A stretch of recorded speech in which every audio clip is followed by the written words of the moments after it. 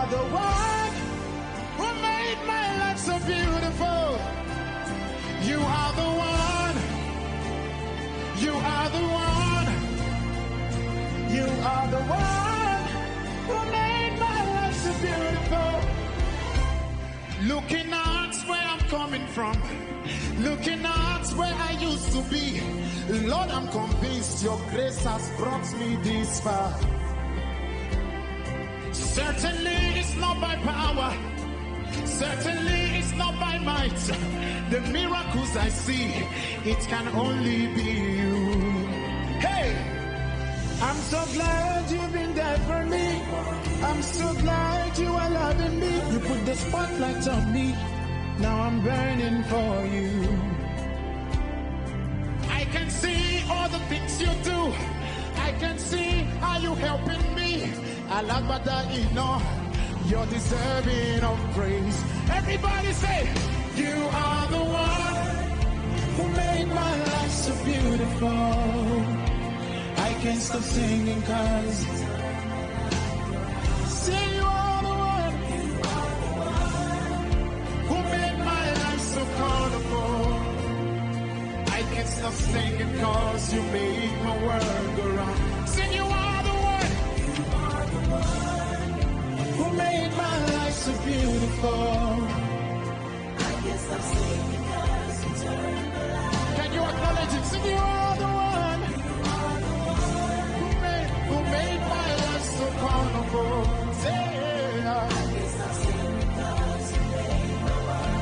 Lift your hands, declare and say, you are the one. You are the one. Who made my life so beautiful. You are the one. You are the one. Nobody but you, Jesus. You are the one.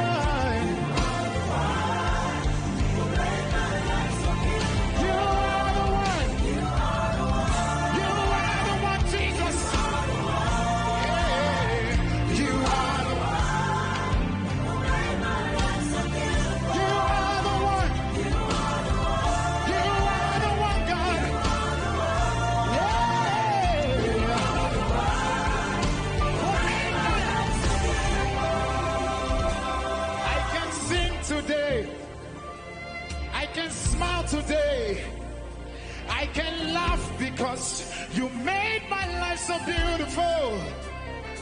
I can lift my hands, Shadabade. I can shout for joy. I can worship because you made my life so beautiful. Hey, I can sing today. I can smile today. I can laugh because you made my life so beautiful. I can lift my hands. I can shout for joy.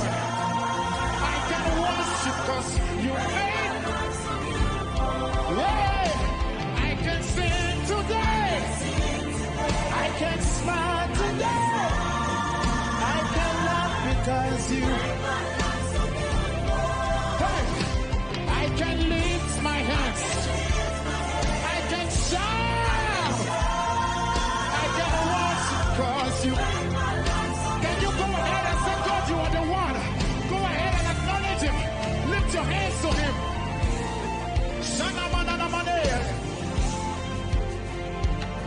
Yeah. I can sing today. I can smile today. I can laugh because you made my life so beautiful. I can lift my hands. I can shout for joy. I can worship because you made my life so beautiful. Looking out where I'm coming from, looking out where I used to be, Lord, I'm convinced your grace has brought me this far. Certainly it's not by power, certainly it's not by might. The miracles I see, it can only be you. I'm so glad you've been there for me. I'm so glad you are loving me. You put the spotlight on me. Now I'm burning for you. You are the one who made my life so beautiful. Everybody, I can't stop singing cause you turned my life around. Port Harcourt, are you ready? Today, 95.1 FM, the voice of the people. 95.1 FM, voice of the people. And we're back.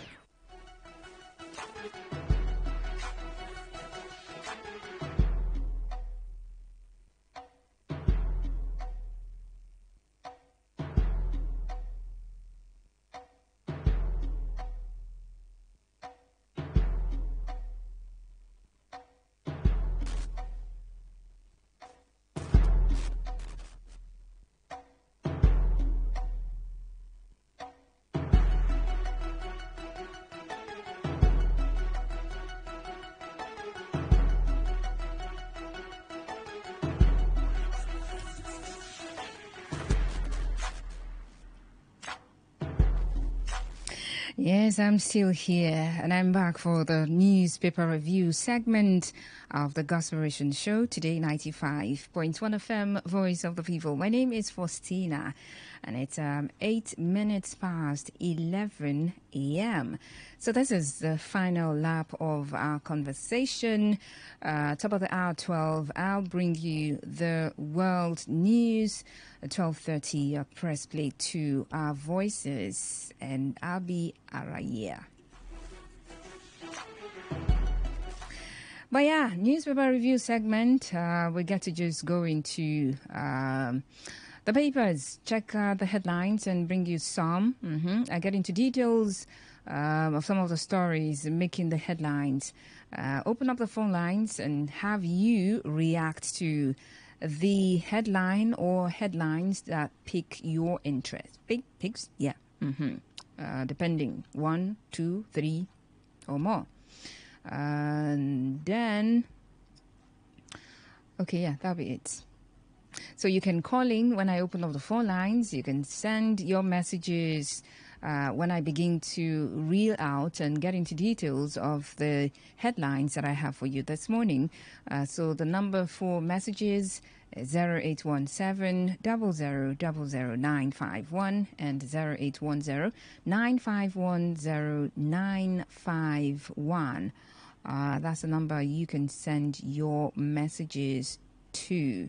Okay, so let's begin from the Vanguard newspaper.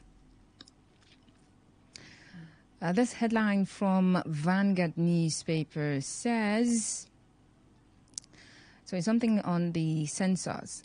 Shehu Sani to NPC. Spending nearly 1 trillion naira to count Nigerians is madness. That's how he put it. Okay, Vanguard captured it that way.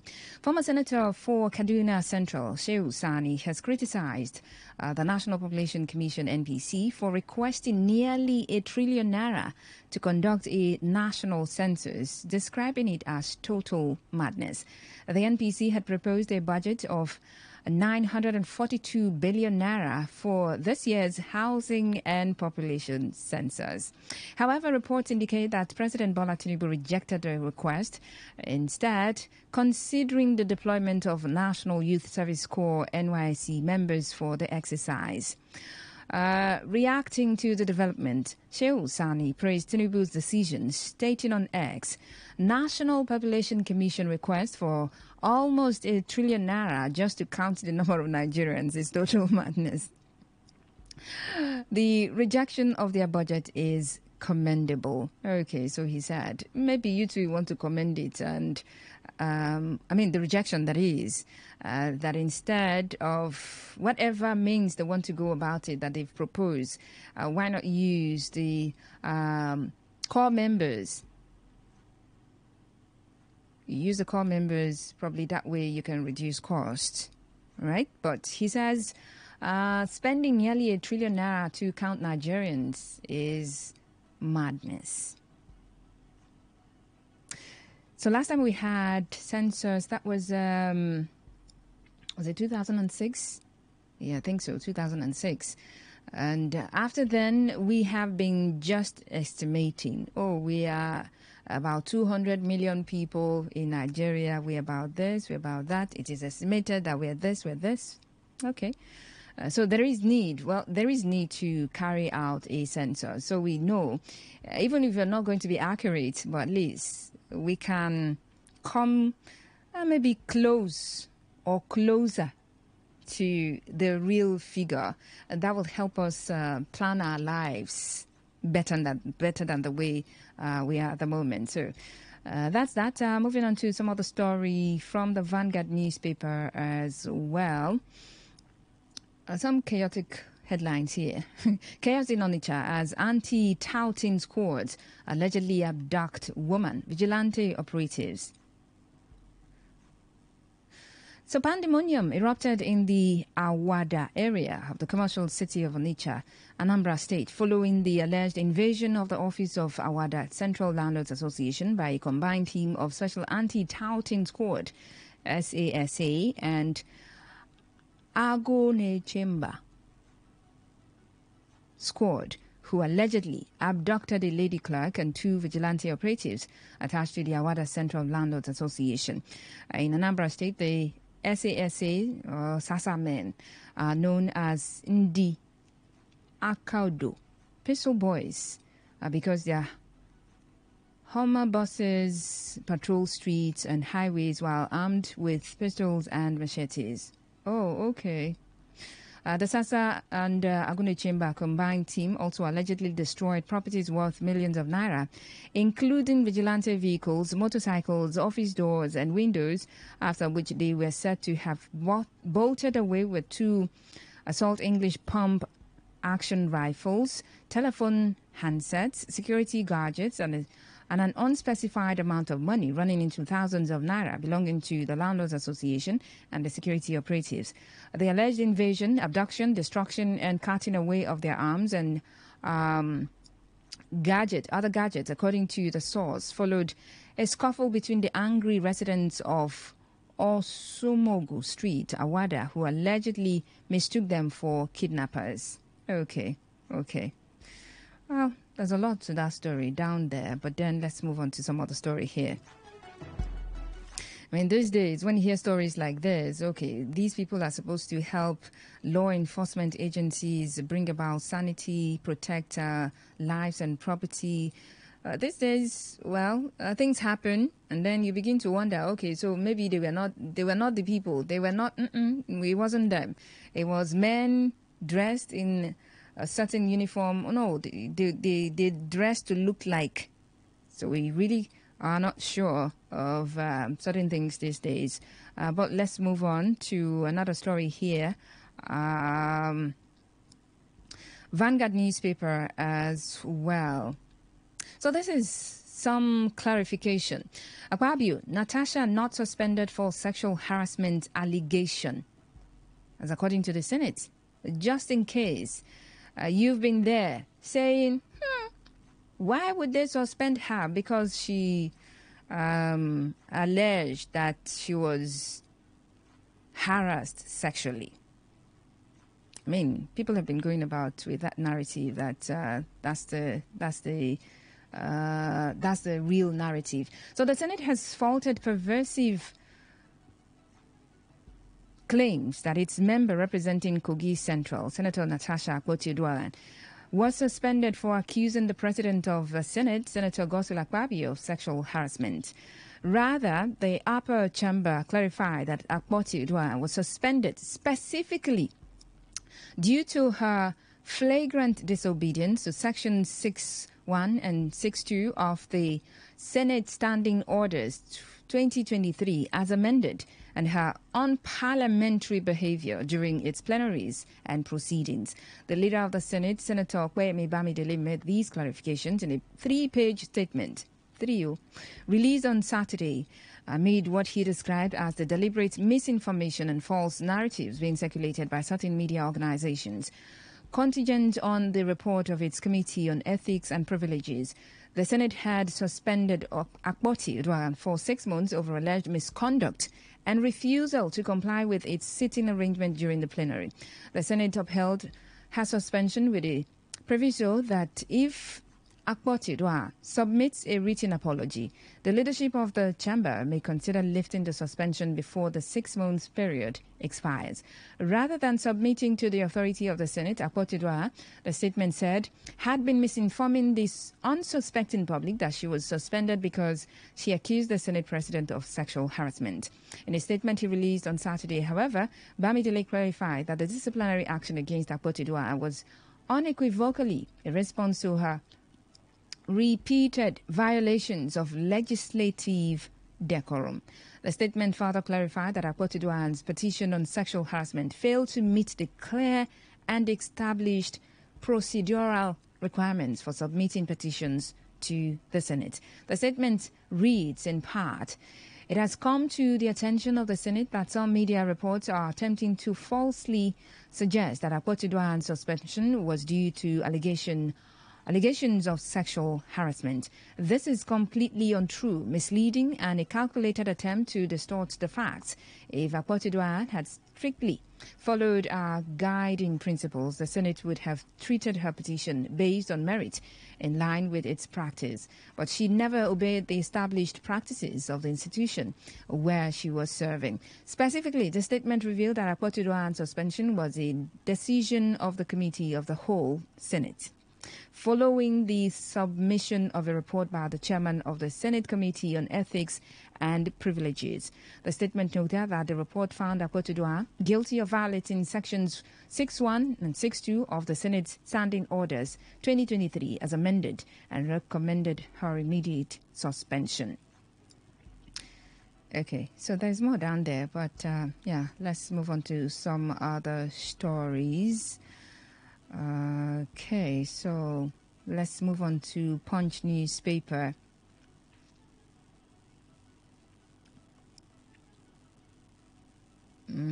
Okay. Punch. Police arrest church member for kidnapping 2 Catholic priests in Adamawa. That's the story in the Punch newspaper. The Adamawa State Police Command has arrested a 31-year-old suspect, Tahamado Damian, for the kidnapping of 2 Catholic priests, Reverend Fathers Abraham Saman of the Jalingo Diocese and Matthew Dusami of the Yola Diocese. This was disclosed in a statement that the command's spokesperson Suleiman Nguroje shared on Exco on Saturday night. The statement disclosed that the rescue mission took place on a criminal hideout in Guaida Malam village, a remote area between Numan and Demsa local government areas. Okay, security issues. Let's go down, check some more stories. Okay, still from the Punch newspaper. Let's see. MDA's presidency spend 1.9 billion naira on trips training in France. So what? Ministries, departments and agencies of the federal government alongside the presidency spent at least 1.99 billion naira on foreign trips, training and escapades in France between May 2023 and September 2024, Sunday Punch reports. Now, the findings are based on an analysis of data from GovSpend, a transparency platform by budget that tracks public expenditure. The funds covered airfare, hotel accommodation, visa processing, ESTA codes, training programs, and business meetings. A substantial portion was spent on executive training programs. Executive training programs. Okay. Study trips, and international conferences. Who are the people going to study? One of the largest single expenses was 626.91 million naira paid by the Office of the Special Advisor to the President on Niger Delta for the training and type rating of 35 cadets, pilots in South Africa, France, and Nigeria. Okay, so the funds were transferred from the GIFMIS platform to the PAP Naira Transit account at the Central Bank of Nigeria. Okay. So they're brandishing a lot of figures here. The State House also recorded heavy spending on foreign trips including 149.79 million naira for foreign exchange purchases for the First Lady's trip to France on April 1, 2024. Another 6.29 million naira was allocated in March 2024 for the processing of a 5-year multiple entry visa for the Vice President. Several MDAs incurred significant expenses on overseas trips. The National Merit Awards spent 15.5 million naira as an advance payment for course fees for 8 participants in a Paris training program from 14 to 20th of May 2023. The Center for Management Development spent 34.3 million naira for 6 of its officials, each receiving 5.71 million naira to attend training in France. Wow. Some top officials were also beneficiaries of these foreign trips. The Director General of the Federal Institute of Industrial Research, Oshodi, Adamu Jumai, and the former Director General of the National Directorate of Employment, Nuhu Fikbo, were among those whose trips were fully funded for executive programs in Paris. The Nigeria Communications Satellite Limited spent 41.09 million naira on multiple officials, including the technical advisor to the NIGECOMSAT CEO, Temitokwe Yusuf, for business meetings with Airbus in Toulouse, France. Okay, so there's a lot here. There's a lot. So you can go and if you want to read a lot, and I don't know what you're going to do with this. Well, I know what you would do with this information. Is either you get angry at it, you begin to ask plenty of questions, or you say, okay, these monies are meant to be spent. Trainings and trips, they would have to be spent, and all of those. So you can go there, Punch newspaper, and read up the entire story for yourselves. MDA's presidency spent 1.9 billion naira on trips, training in France. And then we move to something else. Yeah, I wanted to use another word, but then I decided to just swallow that one and use else. Punch newspaper still, Showore reverse cleric to test miracle in Port Harcourt Hospital. Okay. So this is now show me your power. And then I just say, okay, I've got the power, so I will show you. A human rights activist, Omoyele Showore, and the leader of a Port Harcourt-based church, Dynamic Flame of Fire and Miracle Ministries, Prophet Umweke Miracle, have agreed to a live demonstration of miracles. Hey. Showore, in a recent interview, called out Nigerian pastors, dismissing their claims of supernatural wonders as deceptive theatrics designed to manipulate followers. He argued that many so-called miracles were staged and aimed at exploiting Nigerians. The controversial activist further alleged that his father, who suffered a stroke, fell victim to a fake miracle when he was taken to a church for healing. He said, all of us know that all these religious people are fake. Okay, so this is a general statement. All of us know. All of us. All these. All. That is so general. I have never seen a church that made a cripple walk before. The church has never made any blind person see. Forget about all these big churches lying to you. I know the Muslims will come after me. The Christians will come after me. But I am here to speak the truth to power. Whether it is temporal or spiritual, we must demolish their lies. The truth is that religion is thriving in our society because the government does not exist. Otherwise, if we had great governance today in this country, your prayer points would change. My father had a stroke years ago. I was not in the country, and my brothers took him to a crusade. That was where his condition got worse. But responding, Prophet Miracle described Showere's remarks as an attack on the Christian faith, insisting that miracles were real and undeniable. The cleric, while addressing his congregation, challenged Showere to bring a stroke-afflicted person to his church for healing, threatening that if the person was not healed, he would shut down his ministry. Hey.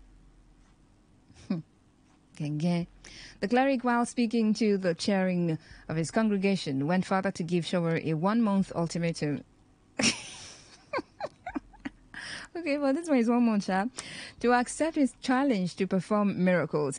He threatened that if Shower failed to present a stroke-afflicted person for healing within the given time, it would confirm that he, Shower, was only making baseless accusations against the men of God. He said, people don't believe in miracles. I've heard Shower saying no pastor can perform any miracle.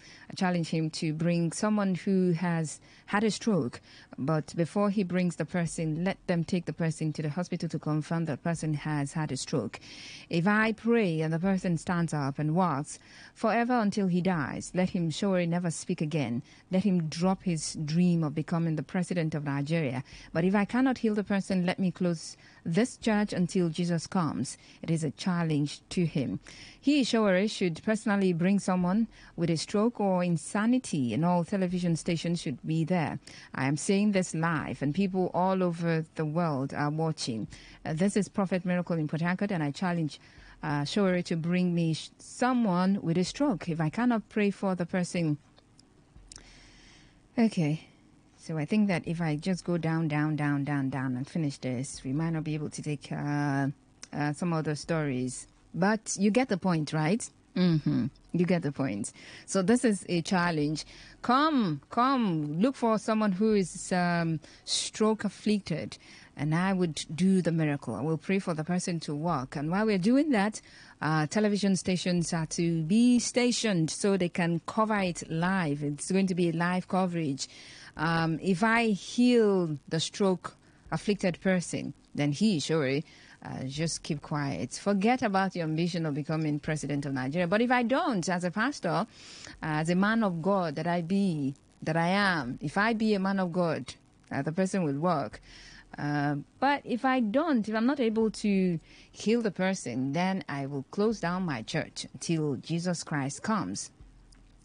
You know, when I saw this headline, first thing came to my mind, well, a lot of things came at once, I guess. But one of the things that came to my mind was the temptation that Jesus faced.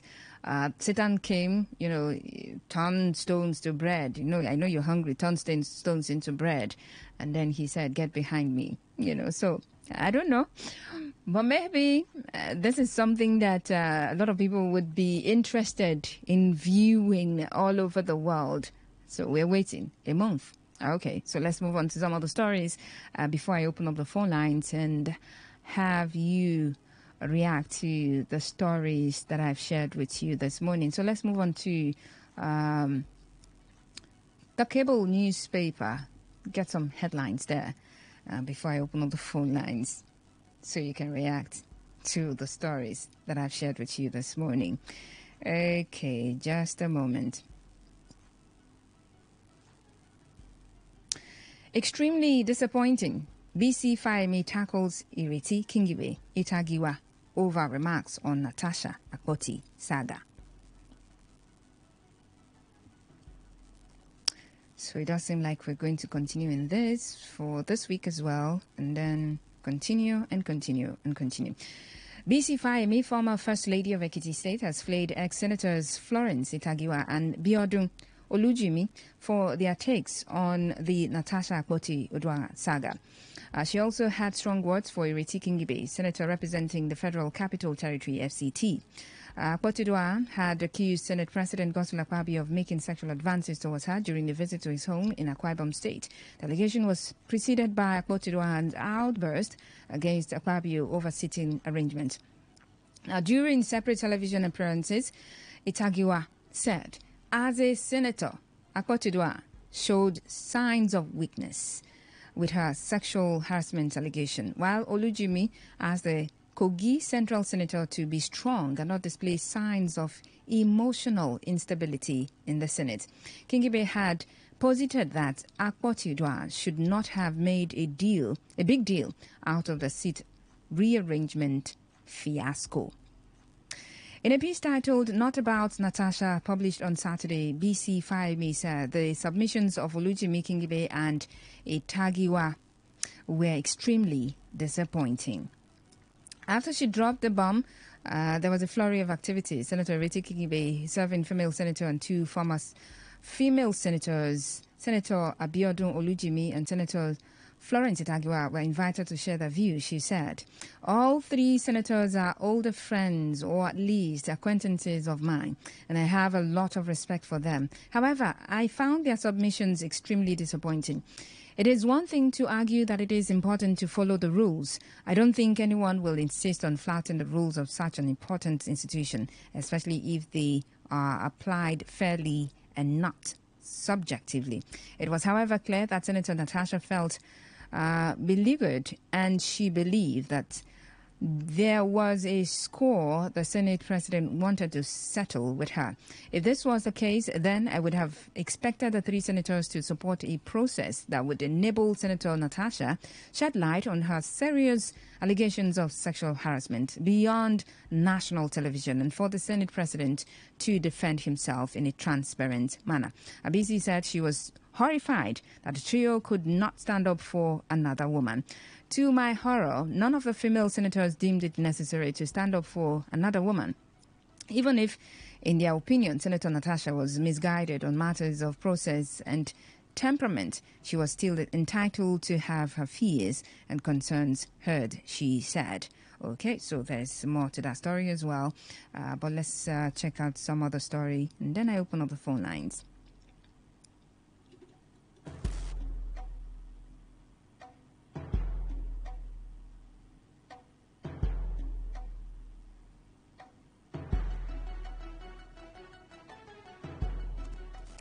Okay, so this one here, Atiku dismisses the defection reports, calls for coalition to defeat APC.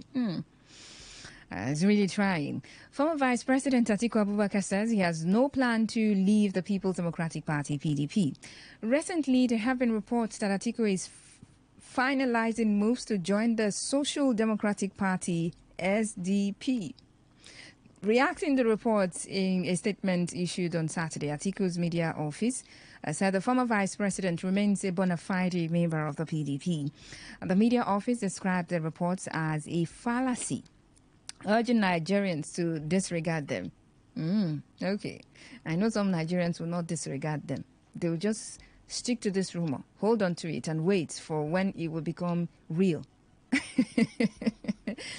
We have observed that some news platforms are peddling unverified information that former Vice President Atiku Abubakar is abandoning the People's Democratic Party, the statement reads. We wish to clarify that the so-called news of Atiku defecting to another party is a total fallacy that holds no merit in logic, grammar.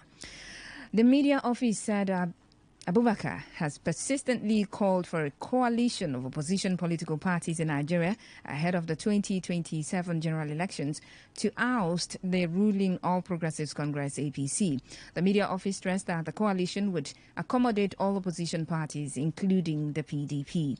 Hence, it is fallacious and unfounded to allege that the Waziri is jumping the PDP ship. Such an allegation is antithetical to the objective of the Grand Coalition, which the former vice president is currently driving alongside other prominent political leaders in the country, the media office said. We therefore wish to state unequivocally that Atiku remains a principal bona fide member of the PDP, the main opposition party.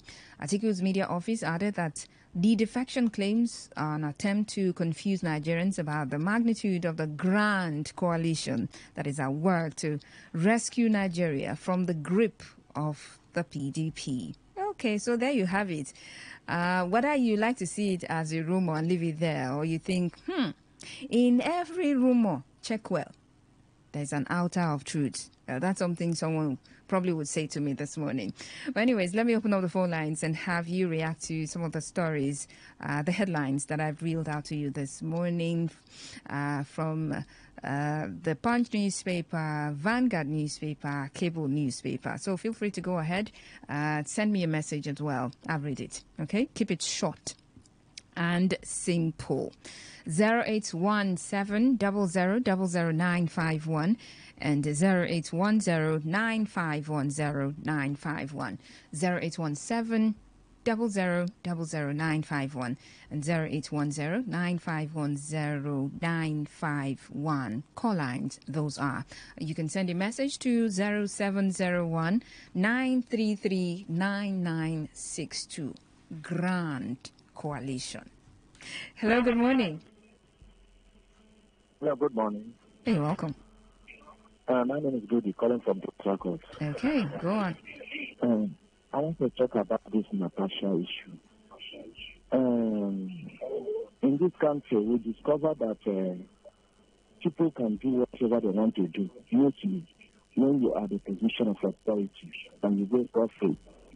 But then again, this Natasha, the way she was going about this thing, it's not verified. Nobody can categorically now tell you that what maybe Abajo did it or not. We are just talking about harassment. What is harassment? Harassment may be in many ways. You may look at somebody somehow. You may cross or you go, I want you. The person say no. You say, I want you. The person say no. You will go and tell the person that you have harassed you. But why did he wait all this long before he brought this? It's just like somebody in your yard, maybe spreading cloth.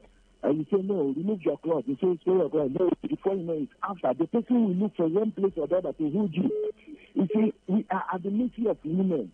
Any day can be tried that you are harassing him, and you cannot deny it. We are the mercy. That is why this is not verified. It never... Oh, sorry about that. But then again, this is a story, right? Happened, and it's ongoing. Okay? So you follow the story. Now, your analysis or your perspective, you should go beyond what has happened, right? Maybe you definitely make reference to it, but you stick to where we are at the moment. So the story is about the clarification rather, that the Senate has made, as opposed to what they've heard going on out there as false misinformation and all those. So they have made a clarification. That's the point. That's the story that I carried. All right. In as much as you want to fall back to, but we don't have to go back to, what has happened entirely before we get back to the now. We would not have time for that. So tap, and then you come to the developing story right now, the current one where we are at the moment. So I think I shared two stories. The clarification that the Senate has made, and then the former First Lady of Ekiti State saying she's disappointed by 3 female senators. Yeah, those are the two stories. So in your entire analysis, make sure to capture the point that we are at the moment. Hello, good morning. Faustina. Yes, please. Good morning. Good morning. My name is Mr. Winido. Okay, go on. I miss you a lot, Faustina. You what? I say I miss you a lot, Faustina. Oh. So, okay. Let me go back to Atiku, not defecting. Atiku, we have known him. As for me, I have known him as one of these politicians who move from another party to another party. My God, let me remind the audience that people have been member of APC before now. They have been member of PDP. Let PDP and come back again to PDP. Now Rumo is carrying it and they want to go to SDP. Don't be surprised. Come 2027, you will see Atiku in SDP. So there's no doubt about that kind of rumor. So you believe the rumor? You want to hold on tight to the rumor? Faustina, there's nothing Nigeria politician can. Okay, thank you very much. Hello, good morning. Hello. Hello? Yes, good morning. What's your name? Hello, good morning. Yes, good morning. I can hear you. Go on. What's your name? My name is Tango Barma. My aunt is Where are you? Sounds like you're on a speedboat. Okay, now can you hear me? I can, but it's noisy. Okay, now it's clear now. Oh, yeah, go ahead. I want to say that Atiku Abubakar and his cohort should just wait till 2037 before they talk about unseating the APC, because there's no way they can unseat Tinubu in 2037. You know, Tinubu is a man who has been, after living office for 16 years as a state governor, he was able to defeat an incumbent vice president, Osibanjo, and even Rotimi Ameki, then Buhari self-acclaimed first son. So there's no way they can unseat Tinubu in 2027. So I would advise Atiku Abubakar to work towards 2031. Let them fund the whole collection in the whole world. There's no way they will unseat Tinubu. My name is Tango Barma Mahansin. That's my say. Thank you. All right, thank you very much. So you are going deep and talking about the grand coalition or the big coalition. Well, you didn't really talk about the rumor. Maybe you believe that there's got to be some atom of truth in it. Hello, good morning. Yeah, morning. Welcome. Yeah, so far, to talk about this Natasha issue. See, I see that Natasha allegation as a first-saving allegation because she already knew she had planted the house. Let us not forget how this whole thing came about. It's not as if Natasha came to the house and they reported the sexual harassment and then they asked her not to speak. She was humiliated. No. They were just in the house business. Business of the day was on. She wanted to speak on something she had in mind. And they said, go and sit at the appropriate place so that you can be allowed to speak. She started on her shenanigans. And she was sent out of the house. I don't know where she now brought up the sexual harassment issue. And not as if the thing happened that day or the day before. Something that has happened years ago. Now you ask yourself, we're not saying whether or not it is true, but how come a married woman, a matured grown-up lady who knows her right, just like what Ireti Kingibe said, or the former senator says from Russia also, if as a senator, you are supposed to be mature and bold, not to be behaving like this. You didn't mention this in 6 how many years? Just because they have now held you liable to the house rule, you are now behaving like a 3-year-old child to rat on me and rat on you. What kind of thing is that? It just made everything she had, and even if it is true, she made mess of the whole thing. And I don't think this is just something we should be discussing about. Secondly, the house postman said her petition did not scale through because she broke the house rule too. Instead of following the normal procedure, which she later did by writing the petition and submitting to the house, she went to the media. She first aired this thing on this bracket TV before she now came. And then the second part, which she planted again, they said their petition should be signed by another person. She signed the petition herself. Okay. But then she's claiming she was humiliated or whatever. No. All right. So I support what Mr. Kingibe did. I'm against the former first lady of the city. Okay. All right. Thank you very much. Thank you very much as well. Okay, 0817 00951. Hello, good morning. Yeah, good morning, Faustina. You're welcome. Yeah, I'm KM Osford. Happy Sunday. Yeah, happy Sunday. Faustina, the president rejecting almost 1 trillion naira proposed census. Do I say it's a good one? I really don't. I don't know. Don't know what to say about it. I don't know what to say about it because he's the same president. You remember when they had the media chat with him, and they are talking about government expenditure, the excessive running of our government, of our democracy. You know, they asked him that your cabinet, you have huge cabinet, and he said it's not too much, but it is what he needed to develop this country. And these are the people he appointed, and they are the ones telling him. He said they are the ones that will do the job, and they are telling him that they need 1 trillion naira, and he's saying it's too much. Has he not contradicted himself? You see, when the Ministry of Solid Mineral, they proposed their budget was 70 billion. That was their proposal. But what the government approved for them was 49 billion. The Dela Lake was complaining. And then the next thing we had, the president said the country have gotten another 4.5 trillion naira. And so they are adding 1 trillion naira to the solid mineral. Meanwhile, the minister said his proposal, you have not asked him the blueprint, how he's going to go about 1 trillion naira. Somebody who proposed 70 billion naira, you are availing him with 1 trillion naira. What kind of a government is this?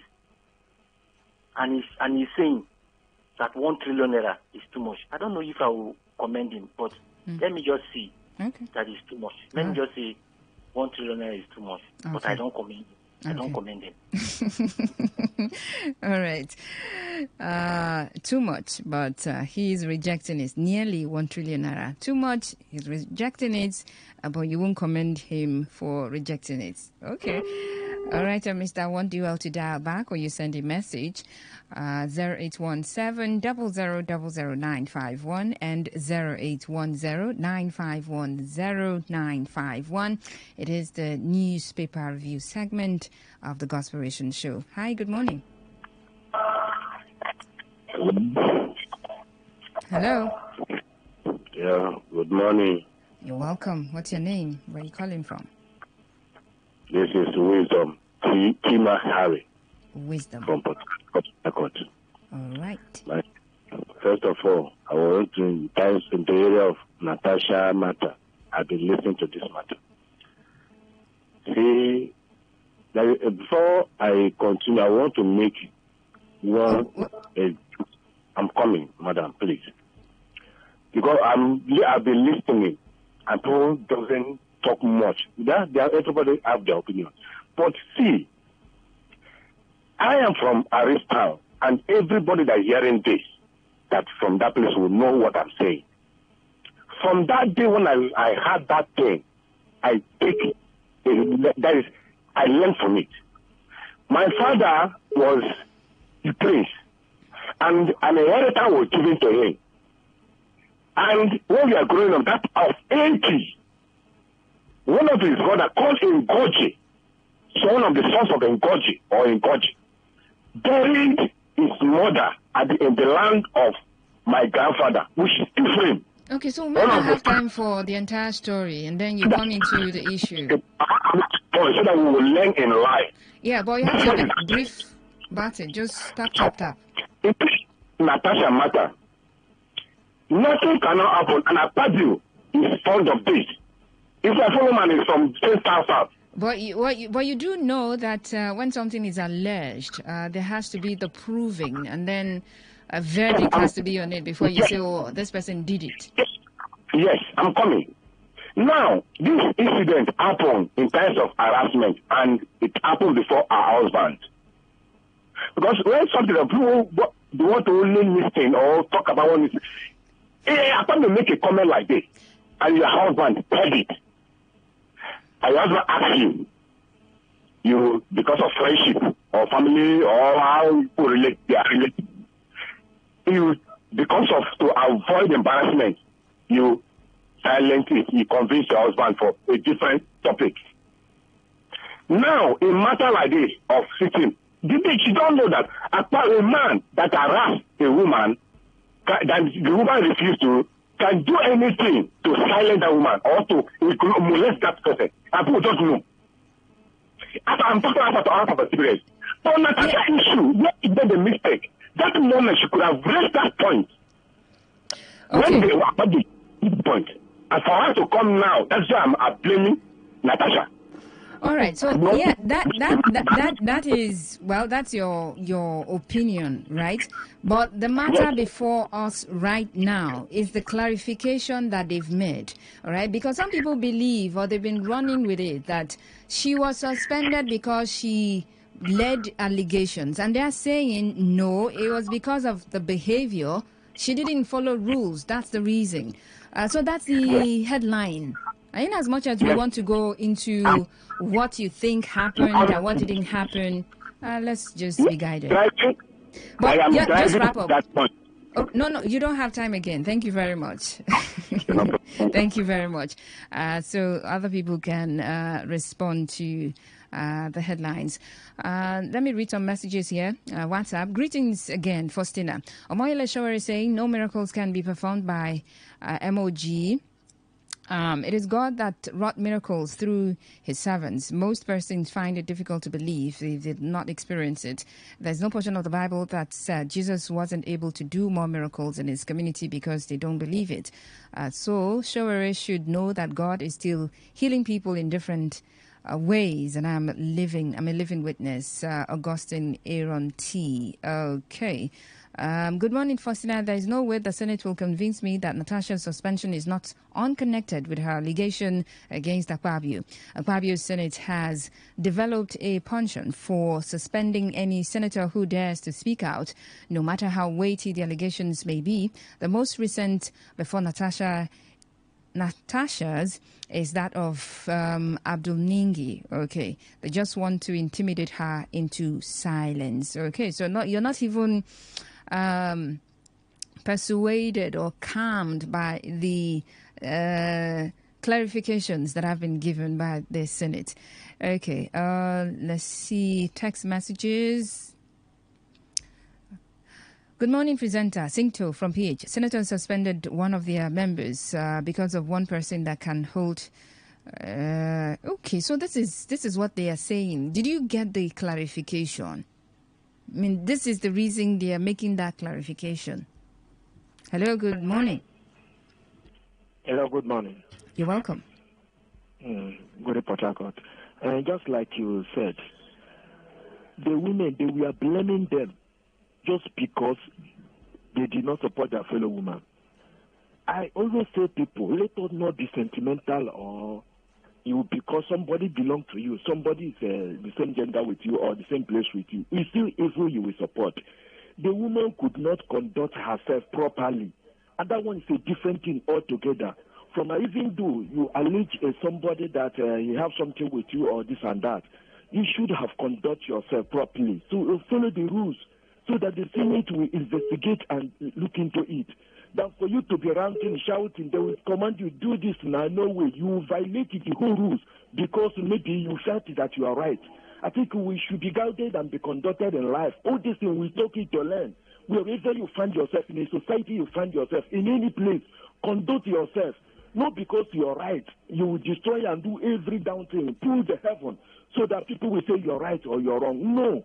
Behave yourself, follow the rules and regulations. Things will go away with you. You may get justice or not, but you follow the rules and regulations. And that is the problem of that woman. Nobody is supporting Akpabio or not, but it is supposed to be normal. That is why those women didn't support them. Okay. Not because they are the same gender. Whatever she do, they must support her. All right. Thank you. Thank you very much. Take some messages now, text messages. On Atiku, nothing is impossible with Nigerian politicians. Time shall tell. As for Kogi Senator Faustina, you see how on our leaders be. Honorable Malon. Okay.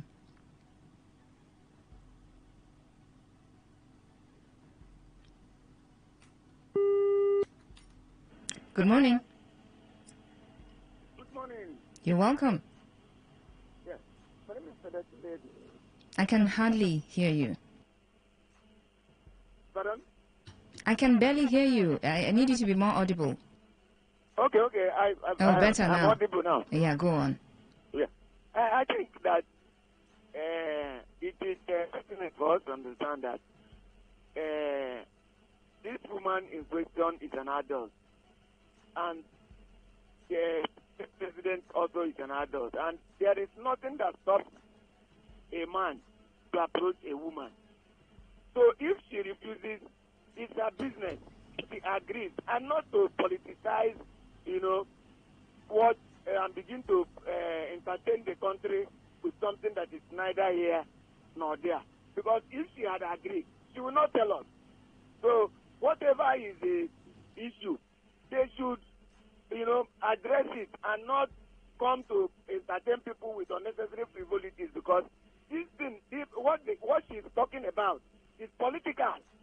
It's purely political. It has nothing to do with harassment or this. See, about the rape, Natasha. So let her stop, this kind of embarrassment to herself. I think that this woman has addressed that issue. And that is the truth, because they had us. So please, Nigerians must stop entertaining people with unnecessary frivolities. Okay, thank you very much. And that's the last call that I'm going to take. Thank you so very much. Take more calls, please. This is Today's FM. Abba, we will leave the station for you. So one day I think I'm just going to invite you, come here and then do the show. And let's see how it goes. So I should take more calls and then ignore the messages, text messages, WhatsApp messages, and of course, sometimes Facebook and X. Wow. It's very, very easy for you to just send in this kind of message. Very, very easy. Well, thank you so much. Don't leave, don't leave, all right? And people like you don't even call, You don't. You just there. Oh, okay, just take calls. Don't take calls. You don't call.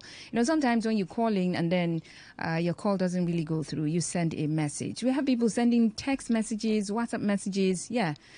Some send text and WhatsApp as well. So you can try that too and stop complaining. Thank you very, very much. On that note, I say thank you to people like you. Thank you very much. I see you. And thank you for your calls and messages. I really do appreciate. Thank you for keeping me company and letting me keep you company from 6 a.m. till this moment. I bring you the world news at 12. And right after that, 12:30, I'll press play to Our Voices. And you and I, we're going to be done for today until I speak with you tomorrow. My name is Faustina Oputu.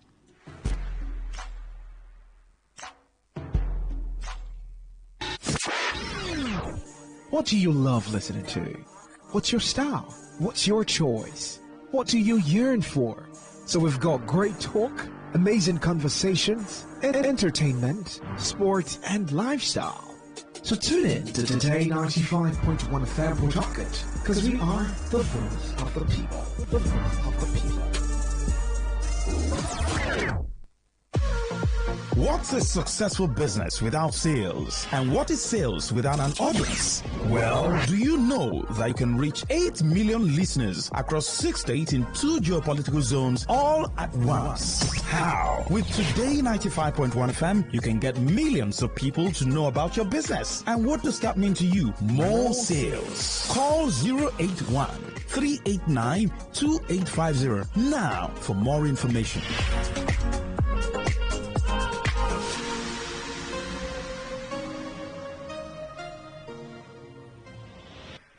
Whether it's happening in Port Harcourt, South, Nigeria, or around the world, we've got you covered. On air, online, delivering balanced news and unbiased analysis. Today, 95.1 FM. This is Today, 95.1 FM, Port Harcourt. News.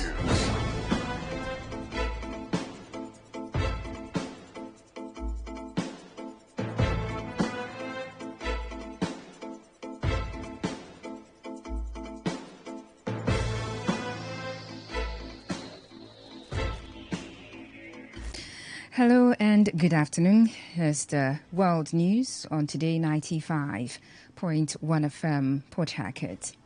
I am Faustina Oputu. In the headlines,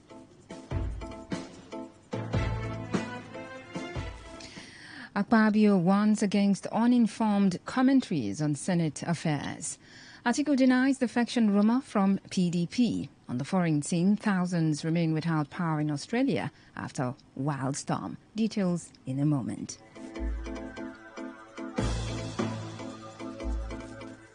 Now the details of the news. President of the Senate, Godswill Akpabio, has cautioned critics against making uninformed comments on the affairs of the upper legislative chamber, urging the public to understand parliamentary rules before engaging in debates.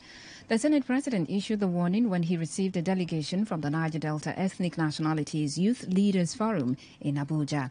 His remarks followed the recent suspension of Kogi Senator Natasha Akpoti-Uduaghan for violating Senate rules, a decision that Akpabio emphasized was unanimously supported by lawmakers.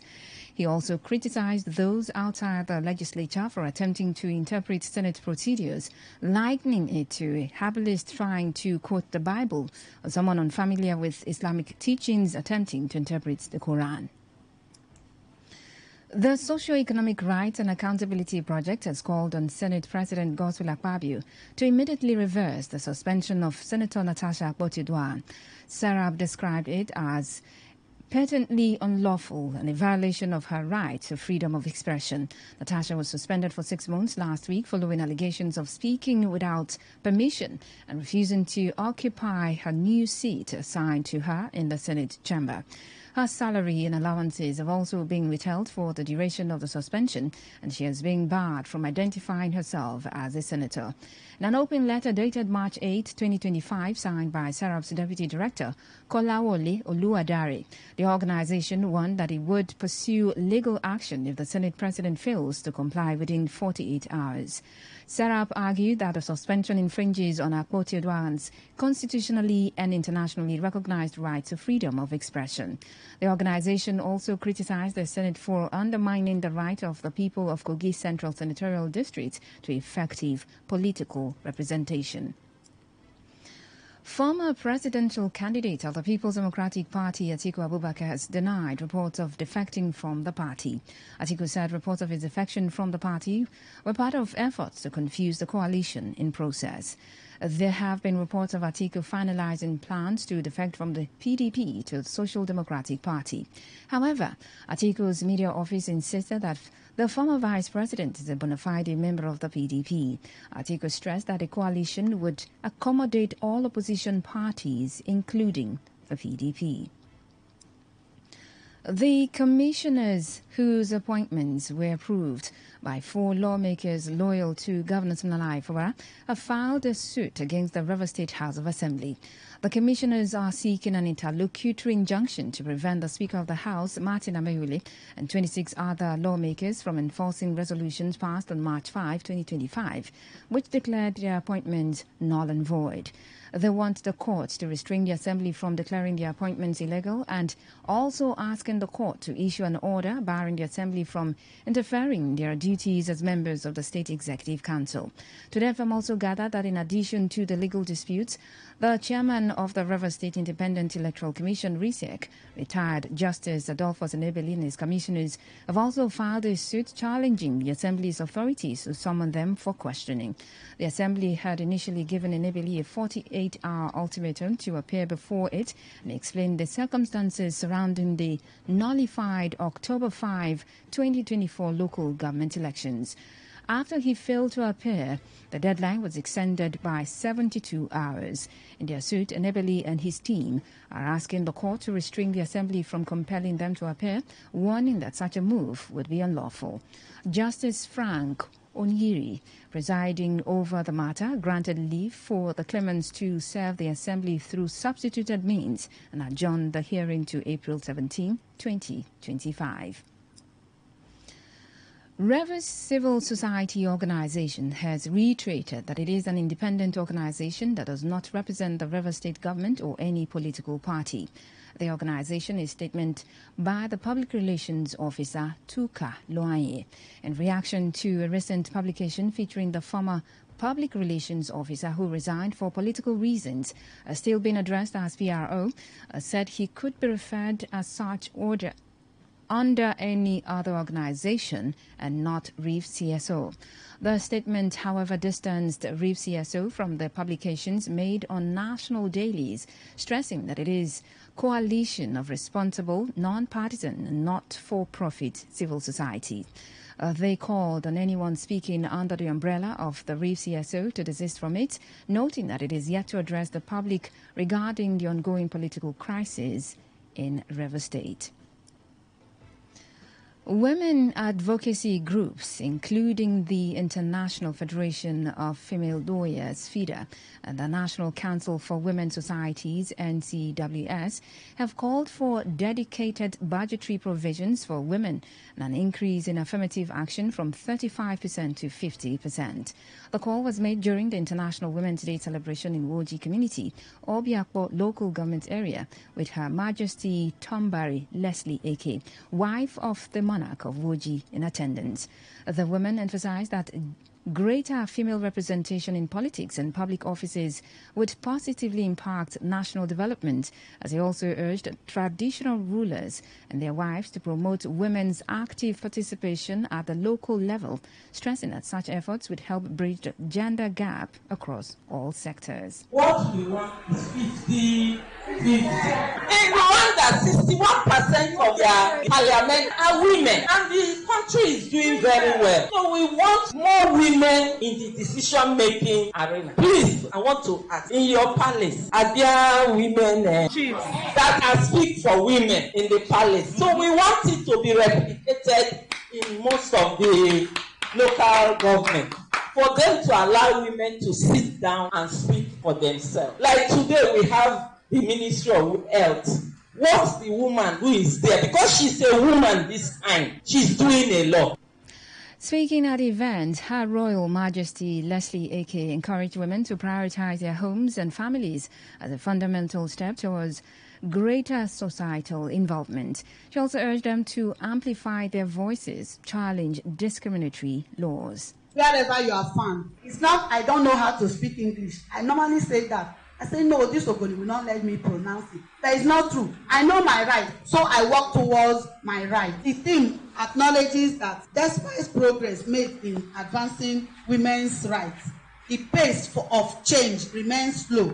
Women and girls continue to face significant barriers to equality. I repeat that knowingly. Persistent pay gaps and limited access to economic opportunities, underrepresentation in leadership positions and decision-making processes, increased vulnerability to gender-based violence and discrimination.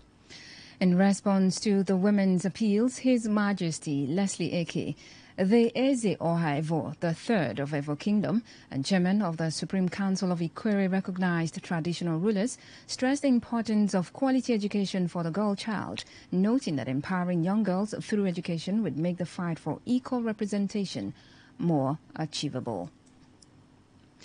The chairman of the Boni Kingdom Development Committee, BKDC, Amaupusenebo Amaria Edward Hart, has commended women for their strategic input in actualizing diverse development initiatives across the area. The chairman of BKDC, in a statement, promised to continue to ensure that the interests of women are captured and protected in the kingdom, emphasizing the urgent need to break down barriers hindering gender equality. He also called for the creation of more opportunities for women to thrive in all sectors, as he reflected on the progress made over the years. Amaupusenebo Edward Hart noted that while significant strides have been taken, more work needs to be done to ensure that women are equipped with the resources, knowledge and support to succeed. Edward Hart highlighted the necessity of community involvement in driving lasting change, as he called on community leaders, policy makers and private organizations to join forces in eliminating obstacles that limit women's progress. He further disclosed that the BKDC, in a bid to strengthen women's participation and success, has overseen the implementation of various initiatives aimed at fostering women's development, as it revealed that the committee has ensured that women acquired essential skills in entrepreneurship, leadership and financial literacy through various training. You're listening to the World News on Today95.1 FM, Voice of the People. After the break, more news, foreign and sports stories. Do stay tuned. Every day, every hour, when the big stories break, depend on our 24-hour news team to bring you the latest. Today, 95.1 FM.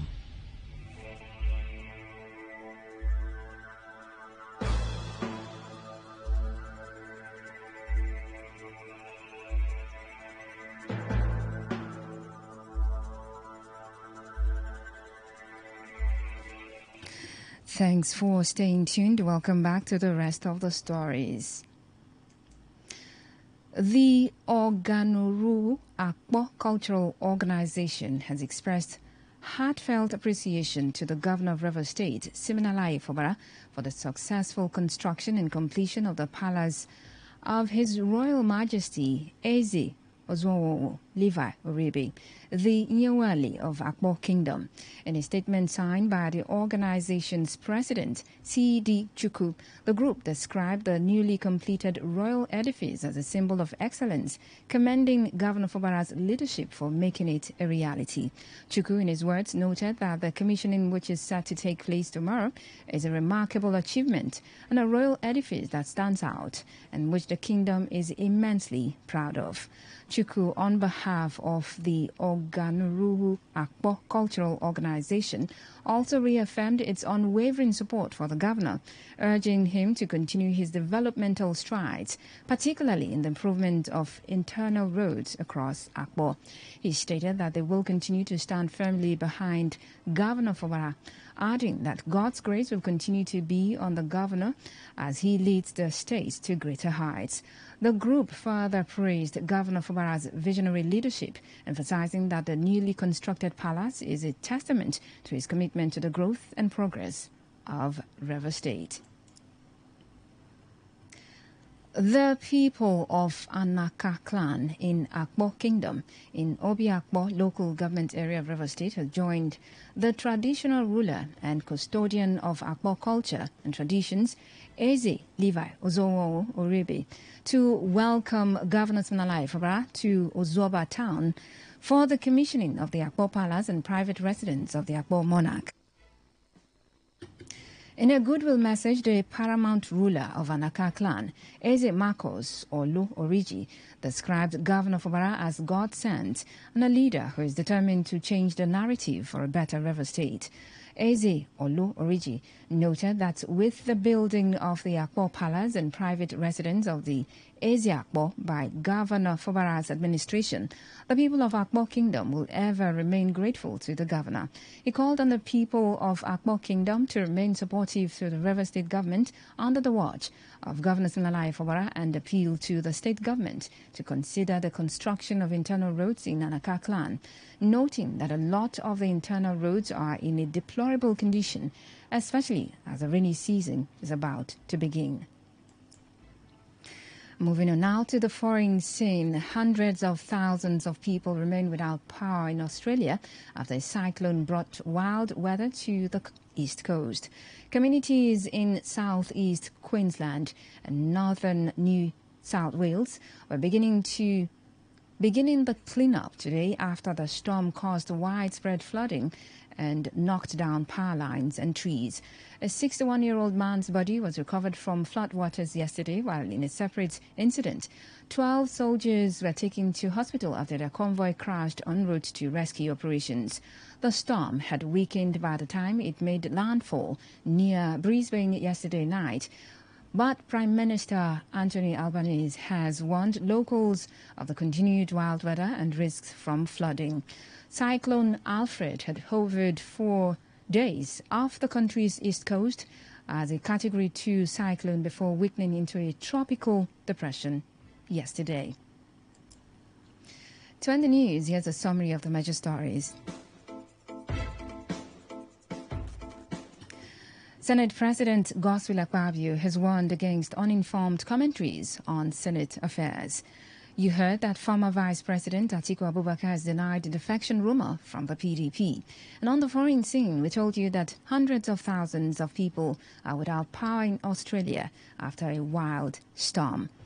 That was the news as edited by Ifunaya Obemendukwe. For comments and inquiries, please call 0818-389-2850 or send your emails to news@todayfmlive.com. You can also read our stories on www.todayfmlive.com. I am Faustina Oputi. Good afternoon. Thanks for listening. Today's news, today's entertainment, today's sports, today's issues. Today on Today95.1 FM, Port Harcourt. What do you love listening to? What's your style? What's your choice?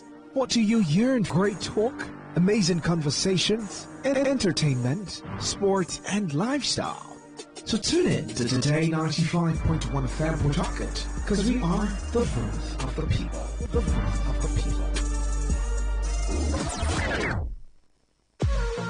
What's a successful business without sales? And what is sales without an audience? Well, do you know that you can reach 8 million listeners across 6 states in 2 geopolitical zones all at once? How? With Today 95.1 FM, you can get millions of people to know about your business. And what does that mean to you? More sales. Call 081 389 2850 now for more information.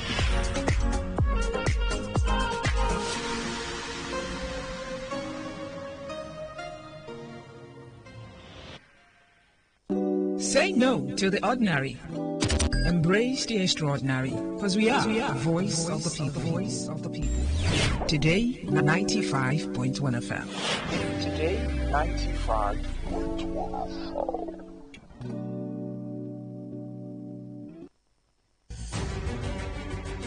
Bunkering is a legal act of smuggling crude oil from pipelines and storage facilities, which poses significant dangers to Nigerian society.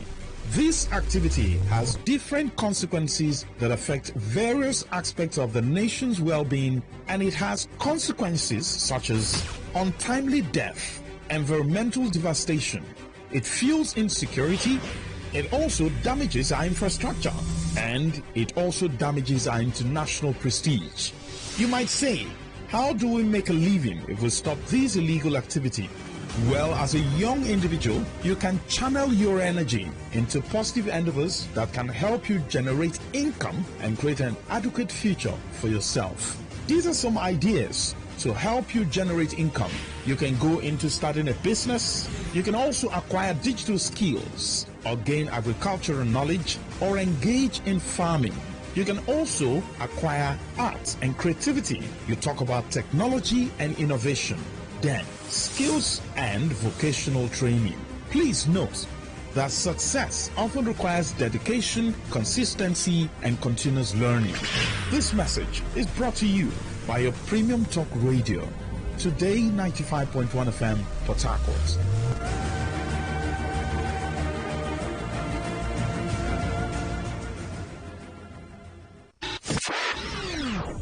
What do you love listening to? What's your style? What's your choice? What do you yearn for? So we've got great talk, amazing conversations, entertainment, sports, and lifestyle. So tune in to Today 95.1 FM Port Harcourt, because we are the voice of the people. The voice of the people.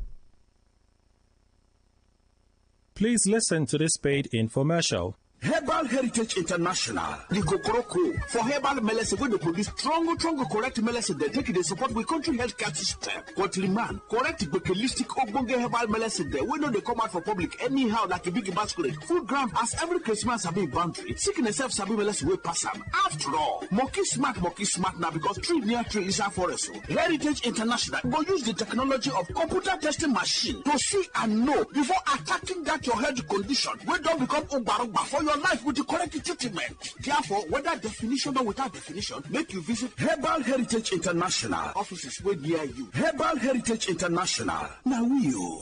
Hello and welcome to the program Roots and Herbs.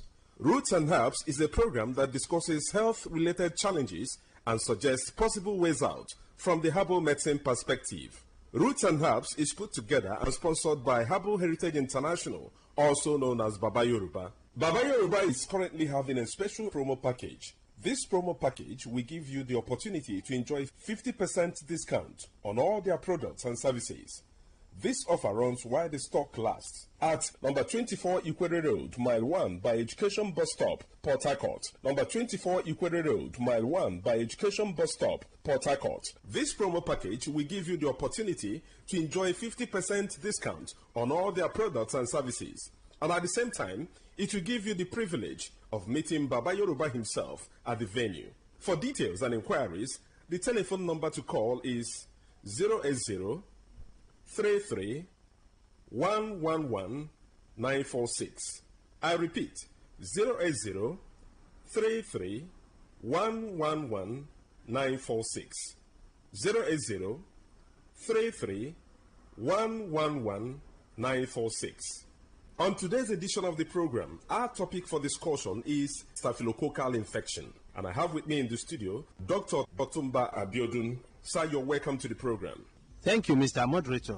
Staphylococcal infections do occur in the body system when Staphylococcus bacteria enters into the body system and spread within the body system, destroying body cells. Staphylococcus bacteria are majorly of three types that can afflict men. But of these three, the most pathogenic in nature, that is the one that is capable of causing diseases easily in men, is the Staphylococcus aureus, because it is capable of invading body cells, destroying them, causing different pathological changes in the body. When Staphylococcus bacteria spread in the body system, there are a number of changes that one can experience. This can result to burning sensation within the individual, and this can be seen as fever from time to time, or a situation where there is certain hotness coming from within. There can be skin manifestations in staphylococcal infection that can be given one periodic boils or rashes all over the body. In some people, such rashes can come around the pubic region, or even leading to boils that can lead to blisters or even ulcers on the skin. It is possible for one to experience persistent headache in staphylococcal infection because the body fluid is already contaminated. Staphylococcus, as we know, is a form of bacteria. Any bacteria that is capable of spreading in the body system can lead to reactions in the body that can further damage body tissues. And when this occurs, it is possible for one to experience joint pains in form of infective arthritis. Part of this bacteria can spread deep into the tissues of the heart,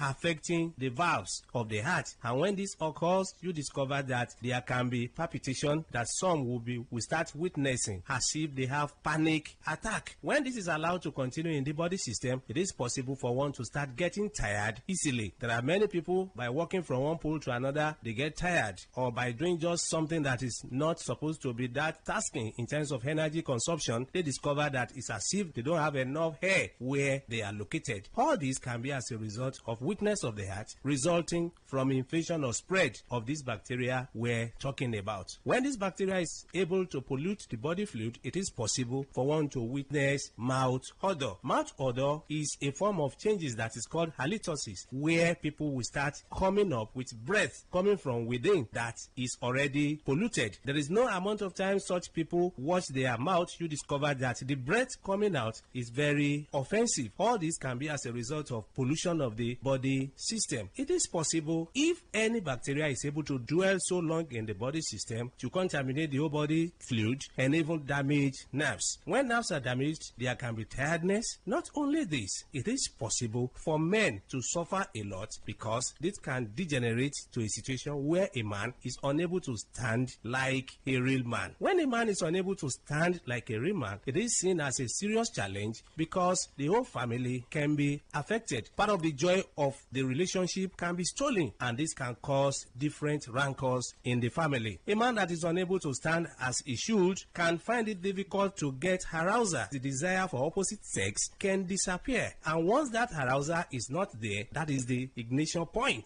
It means such a man will not be able to stand like a real man. In some people, the arousal can be there, but you discover that because nerves have been damaged, the transmission from the upper center down to the power point of man, that is in between his two thighs, can be weakened. When such occurs, you discover that such a man can even get arousal or is able to stand, but the type of standing that he has is not strong enough to help him to even get into the act. In some people, they make efforts to get into the act, but you discover that they are unable to spend more than a minute or more before they are exhausted. Mind you, before a man can be called a real man, such a man must be able to have the arousal as desired and also also be able to sustain the energy he has been able to gather for a considerable length of time. That is when such a man can be able to make his partner happy when it comes to man-to-woman interaction. So such men do suffer from this from time to time. It's after knowing the root cause of the challenge that one will be able to know the right step to take for one to be totally free. Whenever you experience anything that we have been able to mention or other things, it's very important for one to visit a competent healthcare giver who will be able to run tests on one and pinpoint where the problem lies and provide solution. For more enlightenment and advice, the number to call is 080-33-111-946.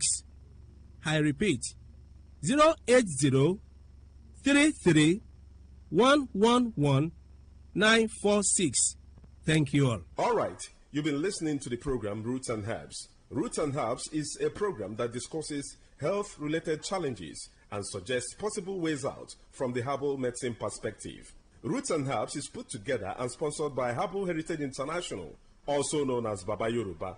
Baba Yoruba is currently having a special promo package. This promo package will give you the opportunity to enjoy 50% discount on all their products and services. This offer runs while the stock lasts at number 24 Ikwere Road, Mile 1 by Education Bus Stop, Port Harcourt. Number 24 Ikwere Road, Mile 1 by Education Bus Stop, Port Harcourt. This promo package will give you the opportunity to enjoy 50% discount on all their products and services. And at the same time, it will give you the privilege of meeting Baba Yoruba himself at the venue. For details and inquiries, the telephone number to call is 080 33 111 946. I repeat, 080 33 111 946. 080 33 111 946. I repeat, 080 33 111 946. Let's take our sponsor's message.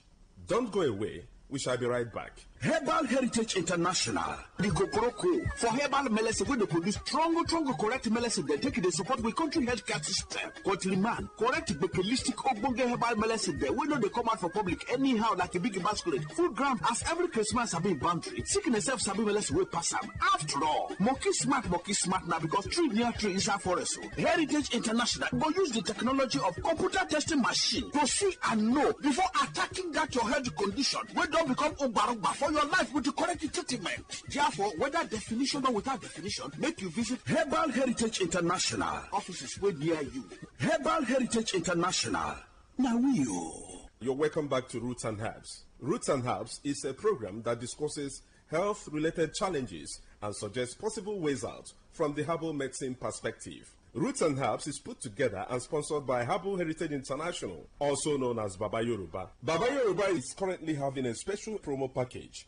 This promo package will give you the opportunity to enjoy 50% discount on all their products and services. This offer runs while the stock lasts at number 24 Ikwere Road, Mile 1 by Education Bus Stop, Port Harcourt. Number 24 Ikwere Road, Mile 1 by Education Bus Stop, Port Harcourt. This promo package will give you the opportunity to enjoy 50% discount on all their products and services. And at the same time, it will give you the privilege of meeting Baba Yoruba himself at the venue. For details and inquiries, the telephone number to call is 080 33 111 946. I repeat, 080 33 111 946. 080 33 111 946. Until we come your way again, remain blessed. And that was a paid infomercial. Talk radio. I listen to a lot of talk radio. 95.1 FM.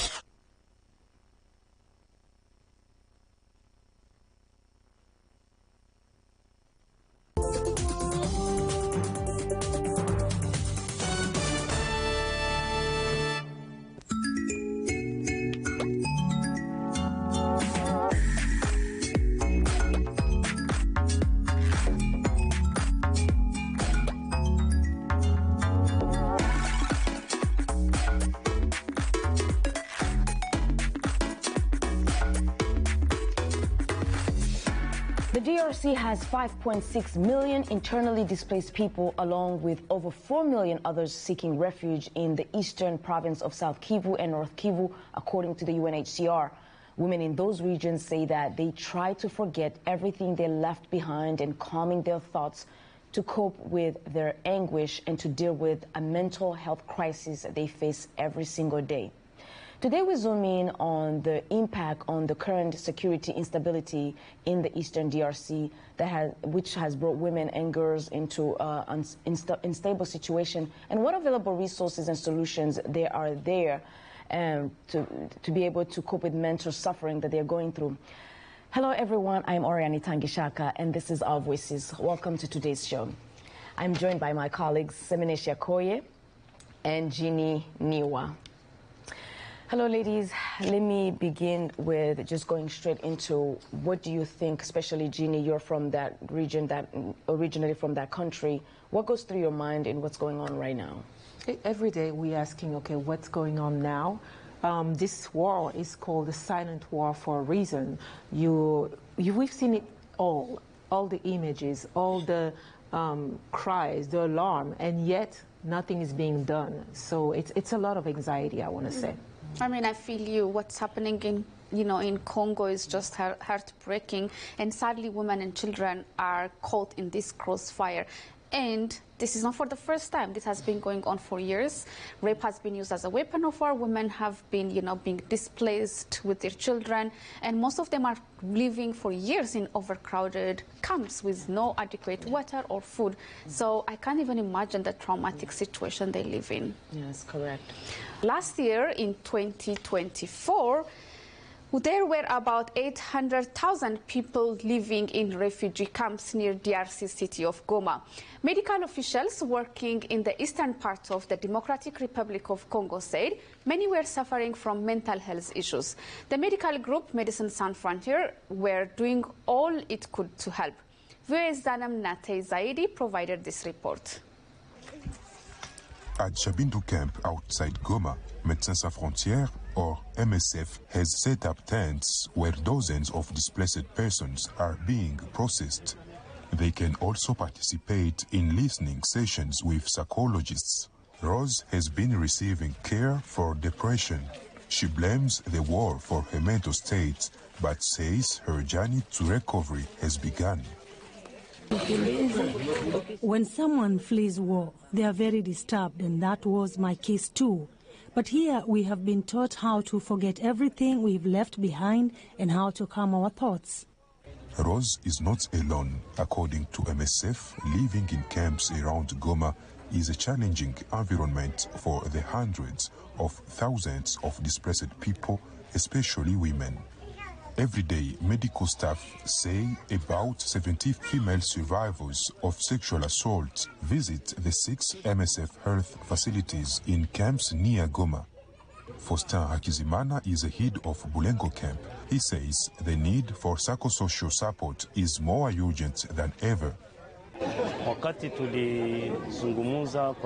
When we looked into the real problem, we found out that many have been disturbed by the horrors of war and others have been raped when they look for wood in the forests, which is why so many women here suffer of mental illness.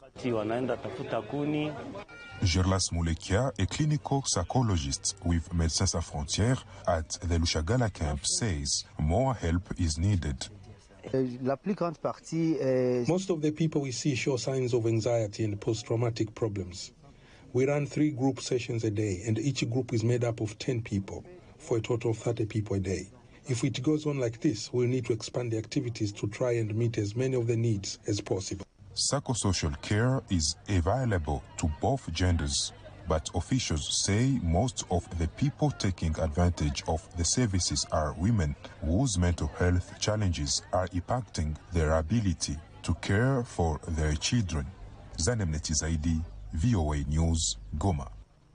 So to hear a bit about the mental state of many of the women and girls in the war zones of Goma and what can be done to help their conditions, we've invited Ms. Natalia Torrent, Médecins Sans Frontières, also known as Doctor Without Borders, Chief of Program Manager in North Kivu region of the DRC. Ms. Torrent, thank you for joining us. You're welcome. Thank you for having me. Pleasure to have Ms. Torrent. We just reminded our viewers in the last story of what the situation was like last year on women's mental health in Goma. But let's take a very brief look at what is the current situation now, and then we'll discuss further. The war in eastern Congo persists. Our colleague Salman filed this report on the impact of conflict on civilians, on how many families are constantly being forced to flee their homes, with many seeking refuge in neighboring countries as the humanitarian crisis worsens. Let's take a look and we'll be right back. Gunshots echo through Goma, one of the largest cities in the Democratic Republic of Congo, as terrified civilians scramble for safety. The city and its surrounding regions are the latest epicenter of a conflict between the Congolese army and the Rwanda-backed M23 rebel group, although Kigali denies its support for the group. This increase in violence has displaced thousands of people and prompted urgent regional diplomatic efforts led by the current chair of the East African Community, Kenyan President William Ruto, to address the crisis. And we are all in agreement that now more than ever, it is an existential issue, not just for the people of Eastern DRC, but for this region. The situation in Eastern DRC now demands our collective focus. The conflict is part of a broader war in Eastern DRC, where more than 120 militants and armed groups operate, often competing for control of the area's rich mines. North Kivu province, a long-standing flashpoint, has seen a surge in fighting, forcing people like Lomu Biondo Manuel to flee repeatedly.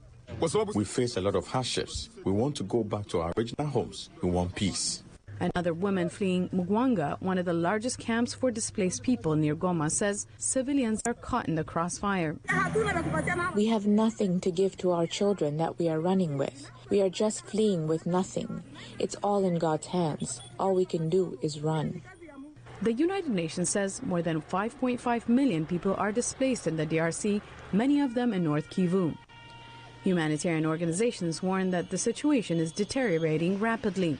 Aid delivery has been disrupted by blocking routes and increased violence, leaving many without basic needs, says Save the Children's country director Greg Brown.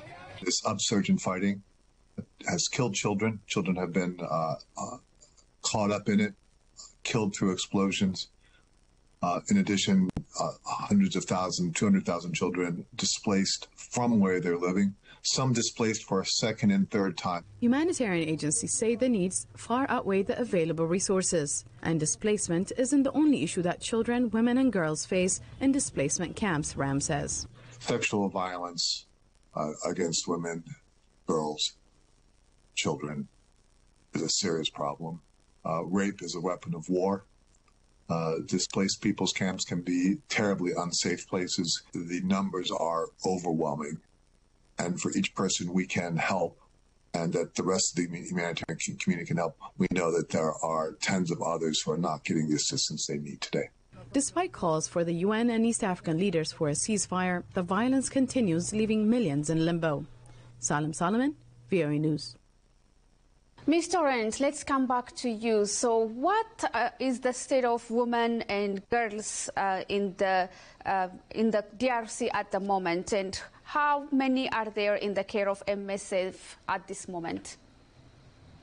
Well, unfortunately, the situation in Goma, it's not new. I mean, we have been seeing that women and girls has been suffering from sexual violence since the years and since the time they have settled in the camps, because there are many factors that are exposing them to that situation. When we are in front of a survivor of LGBB, obviously it's what the teams are trying to do for them, it's to provide them a medical package, because especially we can take care of the medical consequences of that act. But as well, we're trying to support them mentally. But it's true that after a trauma, each of us and each individual, they can manage it in a different way. What we aim with this mental health support is that they're able to regain the functionality in their life and to be able to join the communities that they are. But the main issue that we have, and especially on the mental health journey, is that unfortunately they're going to be again bound on the same environment that has caused the event, because the social services and the capacity that they may have to go and to get away from the perpetrator or from the situation that has led them to be survivors of LGBTI, it's very complex to be tackled. And you also touch on medical care and medical package. Is there any other services or other that they have access? Well, that's one of the main problems that we're seeing in the camps, because Médecins Sans Frontières, Doctors Without Borders, we have several clinics, so we're able to tackle the medical care, the medical package to these survivors, and as well to provide certain degree of mental health support. But the main concern, the main challenge that we have is that obviously to deal with this type of situation, you need a holistic approach. You need a holistic approach including social support, legal support in some of the cases, and especially the social support should be going to either tackle the issues or the root causes that has made them suffer this event. For example, the lack of livelihood activities, the fact that they have to wander out of the camps to search for food to be sold and they're exposing themselves, things like that. And we see that these social kind of packages, services are not there. Or for example, somebody who has been a survivor of an LGBT within their circle to be able to go to a safe house, to be able to reallocate somewhere else. This type of services, unfortunately, they are not widely present in the camps to be able to provide that. Legal services neither. So the fact is that the MSF were trying to provide the first aid, let's say the first support, which is the medical, especially to avoid medical complications that can be very quickly and very easily spared. But the rest of the elements for especially ensuring that this person regain a quality of life, regain the control of their life, are not there. Yes, these services and available resources are so key. Now, what have been some lessons learned in providing, mental health over the years in that region? And is there hope in this regards, knowing very well that post-traumatic stress disorder is something that we may need to look into in the very near future? Indeed, and it's very challenging because unfortunately the main issue that we're facing is the capacity of finding resources and the capacity of finding as well professionals to be able to provide these services. And as you may assume, each of us are different, and some of this experience of some of this work has to be gone. Has to be done with a long-term kind of a process that unfortunately the majority of the people cannot afford, or because there is not available, or because they simply cannot afford. And we also are in a society, especially in the eastern part of Congo, that has been living in a conflict situation for the last 30 years. So individuals may have suffered a lot of trauma, but we may say that as well. It's a very traumatic, a general traumatized society, which it's not making the things easier either to find a kind of a common healing. Ms. Torrent, thank you so much for taking the time to talk to us. Thank you very much. Thank you. Stay safe and thanks again. Natalia Torrent is the head of programs for MSF in North Kivu. Let's now take a quick break, and when we return, we will talk to women who are working closely with women on the ground and trying to help them cope with and heal from the trauma they are going through. Share your thoughts on this subject on our social media platforms at VOA Africa. We are on Facebook, Instagram, and X, and use the hashtag VOA Our Voices. Stay with us, and we'll be right back.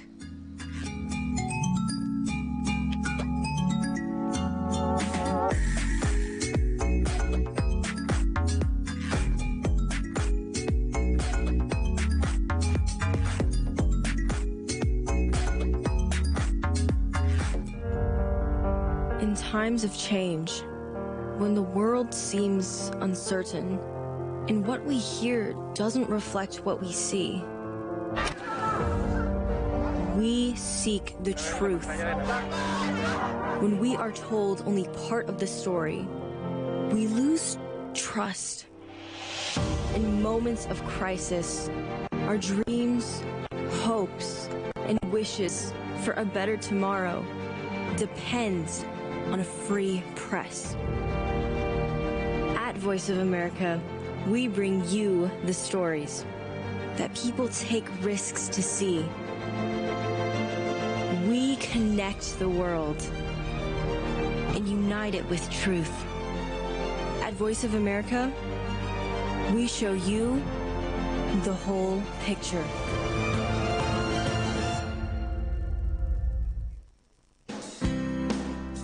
Health, wellness, sport, beauty, medical breakthroughs. Healthy Living cares about your well-being. What are the main health concerns in Africa and around the world? Find out the latest on coronavirus. Connect with our experts and ask them questions. How long does the virus stay? Join me, Linor Moudou, in Washington every week on Healthy Living, right here on VOA.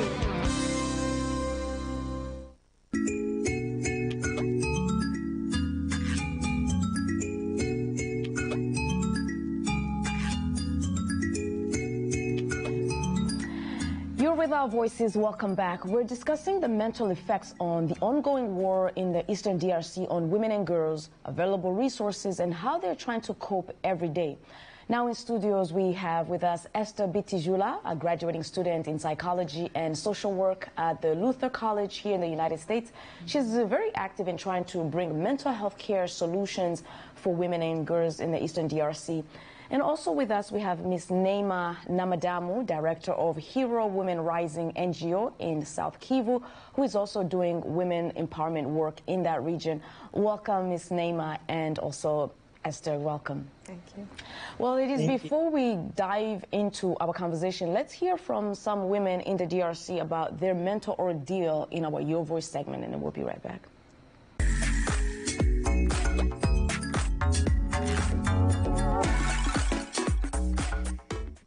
Since we left Masisi, we've lived a very difficult life of having our houses set on fire, being displaced. Many people lost their lives, but we survived.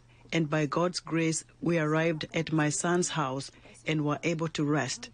When the camps opened up, we realized we couldn't continue to be a burden on him due to the lack of food.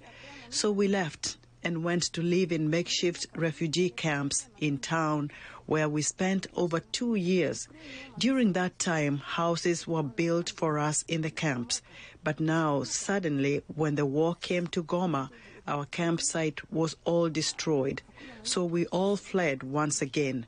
We then came back here at my son's house. Everything we had in the camp has been stolen. We're suffering enormously. The children constantly fall ill, and I recently fell down and my hand got badly injured. We live in despair. We have no food. We don't have anything, just a life of suffering. We heard bombs from Kubumba. They just started exploding. Then we fled with the children. While escaping, we encountered enormous difficulties on the way. We later learned that our houses were looted and destroyed, and that even doors were ripped off. We only had managed to take a few clothes. We couldn't manage to take much with us as we ran. Here, we are 4 refugee households in this host family. Imagine all 4 households having only these few belongings. It's really sad, and now, to even find something to eat is very difficult. Leaving our village of Kingi, going upwards towards those other villages, we arrived where the market used to be, down in the valley. If you are familiar with it, there are many armed men gathered there. Everyone was forced to put their belongings on the ground and leave. You just execute the order to avoid being killed and walk away, leaving all of them. Whether they sold it or did what with it, we don't know. As we left Sake going towards Magangwa district, we were subjected to the same exercise. This time we ran into many thieves, recognizing even one young man whom I was familiar with. But I was fearful because he had a weapon, and if you would hesitate to grab some items, then he sees what you have, which you have suffered to be able to purchase. He would tell you to put it down. You get scared and put everything down and walk away, continuing the journey with your children. Once in Magunga, we were forced to look for wood in the fields and sell it in order to buy tarpaulin to cover the huts at the church and school grounds that we're staying at. So there, you just make shelter and live in it. Wow, very touching. I want to start with you, Miss Nima. You are on the ground in South Kivu. Can you tell us about the atmosphere since the siege of M23 on the city of Goma? Have you been able to continue to do your empowerment work with them? Good evening here in South Kivu province. Good morning to you guys, the Voice of America. My name is Neema Namadamu. I'm from DRC Congo, and I work in town Bukavu. Right now, atmosphere, I'm not in Goma, but in Bukavu. After M23 took town North Kivu, everyone, authorities, military, many people fled to Bukavu. Is really full people, and that is the atmosphere. Is many people, many military, many authorities. Is really full town, and the people, they are fear, and we don't know how to communicate. We don't know how to ask for help. But we are there. We are waiting for. Maybe they say M23 is in way to Bukavu. That we are on the mode waiting, fear, and no communication. Let's turn here to Esther. You have done a lot of groundwork focused on women with disabilities and mental health. So tell us, does these two challenges often go together in the region because of the constant war? Yes, thank you so much for the question. Yes, I believe that these challenges really go together and they interconnect in the context of like the ongoing war in the DRC Congo.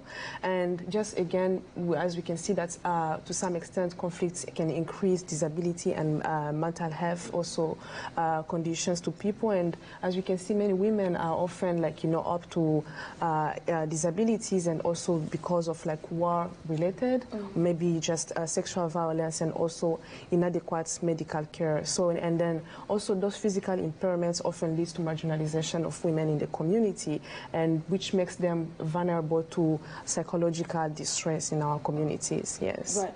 Now, can you tell us, you're studying mental health here in the United States. Can you tell us some of the perhaps proposed solutions that you're hoping to bring back when you do go back to that war zone and hoping to bring some solutions for women? What should be some of the first steps to helping them? Yes, thank you so much. One of the first things I think about is mostly to look at it from a holistic approach and understanding where the conflict is coming from. And while I'm talking about that, we can all think about implementing some kind of like trauma-informed community, where we can call the community to understand what it is we like to live with trauma, and understand, and that should be implemented in the structured, like, communities such as hospitals, churches, or maybe NGOs that are there to help women. All those implementation would be very useful, and just again looking at how we can have mental first aid, and then also understanding how we can bring the platform like this one where we can break the marginalization about women who are living with the trauma. I'm going to turn to Ms. Nima one more time. As you help women and girls in this tough time, what is your message to them? To them, we still have hope because we still have women. And when we work, we are in a grassroots organization. I host a STER project when she comes from United States to my office, work with women with disabilities.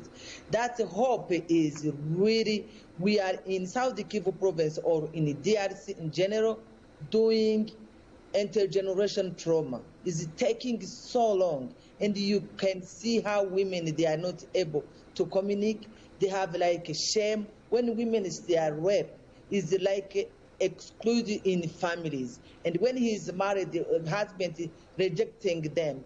That is the big issues and the trauma and the shame, no communication, no self-esteem. That is there we are fighting with. And especially because I told Esther, I said, my dear, women with disabilities, they are violent double, because the women with disabilities, they can't move, they can't run away. That is my everyday fighting with this, because myself, I'm a woman with disabilities. That is what we are doing. And every day I told them, no worries, we are a human being. Let's see if this decision maker, men who have guns and target women and girls. This is a really horrible situation. Last 2 days ago, we have girl, 15 years. She went to look for water with jerrycans, and FRDC, they tried to rape her. She refused. When she was going to run away, they put guns on his back, and now she's in the hospital. But it's really traumatic, the situation we are in. It's a horrible situation, because in war, every group, rebels or group, they are targeting communities, and you can't separating community with women and kids. And that is where all women, they are on like front line. Military or government military and the rebels, they target, they put like umbrella community and women. That's where we are. The situation is not easy, but I'm continuing to tell them, please have hope. We're still living. We are only waiting to see who is going to Thank you so much, Ms. Neema. That definitely, they have to have hope, and having women like you guys doing the work that you're doing may give them a little bit of more hope. Well, that is our show for today. We just want to thank our guests, Natalia Torrent, MSF Chief of Programs in North Kivu region in the DRC, and in studios with us, Esther Bitijula, a graduate student in psychology and social work at the Luther College here in the United States. Last but not least, of course, is Ms. Neema Namadamu in South Kivu. She's the founder and director of Hero Women Rising, an NGO empowering women in that region. Be sure to watch this and other episodes of Our Voices on our website at voaafrica.com, where you can also catch up with the latest news and stories from around the globe. Now, on behalf of my co-host and the production team and everyone here at Voice of America, thanks for tuning in. Good day.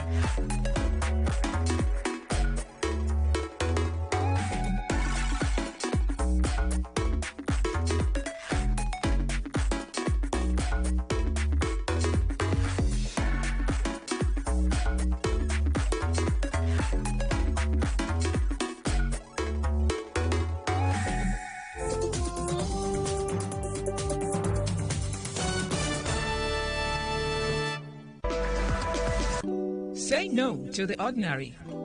Embrace the extraordinary, because we are the voice of the people.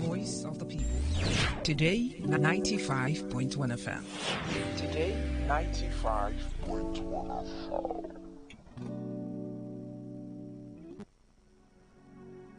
For a spirit of heaviness, he gives us a garment of praise. But I want you to know, regardless, that whatever the enemy meant for evil, God is turning it around for good. Are you ready? What the enemy meant for evil, God has turned it around. Turned it around.